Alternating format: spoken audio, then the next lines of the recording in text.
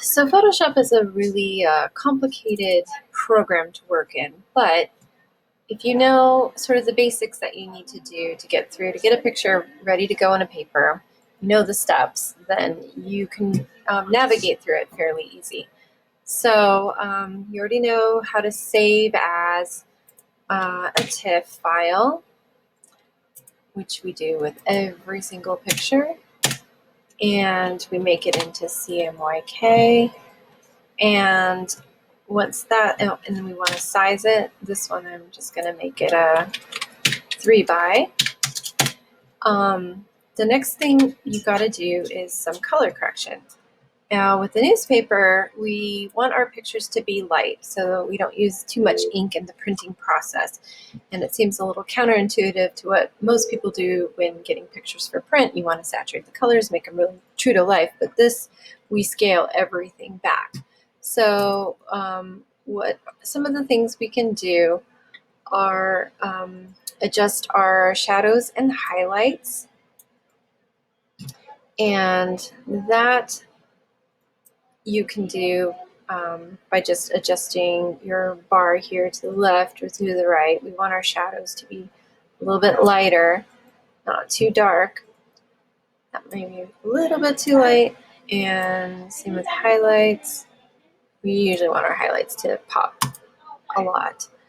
The other thing you can do is use the levels, which is Apple L.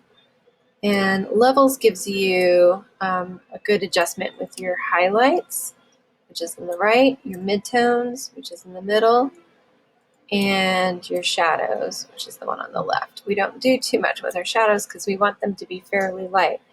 If it's a really dark picture, you can come down here to output levels and scroll to your, well, don't use that one, use this one. See, it looks how, look how it really lightened everything up.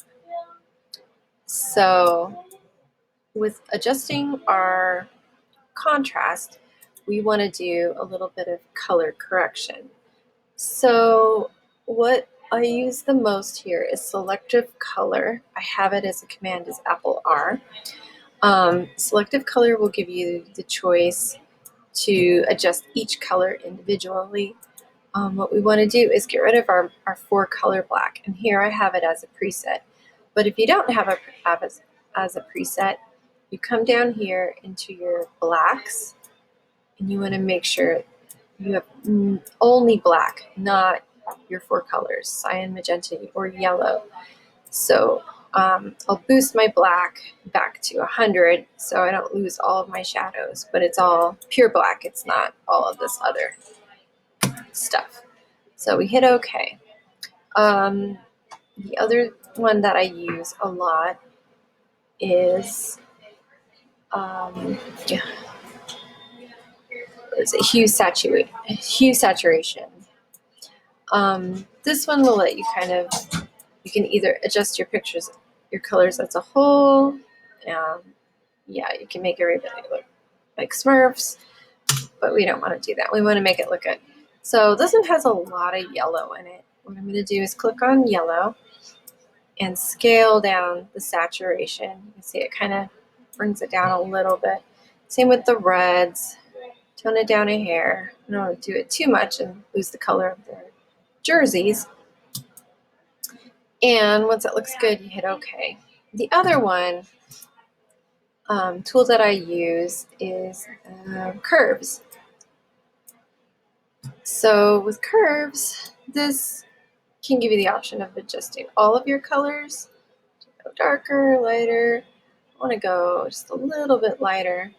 Then you can go into a specific color like your magentas or reds and see just by moving this around a little bit. Then you can play with it and see what you like, what you don't like.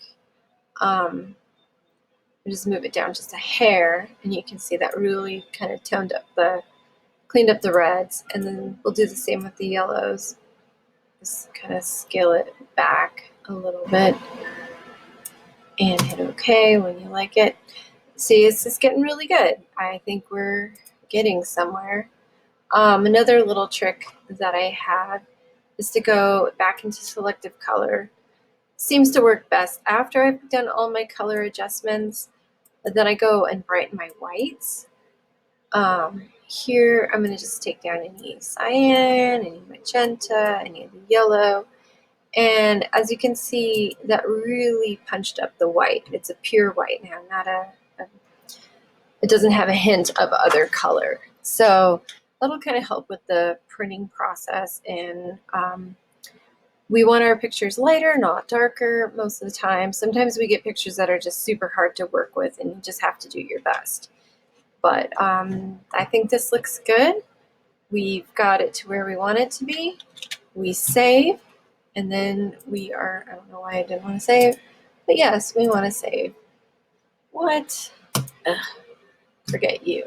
Okay, anyway, let's pretend it's saved, and it's perfect. It's good to go. We can drop it into our photo feature.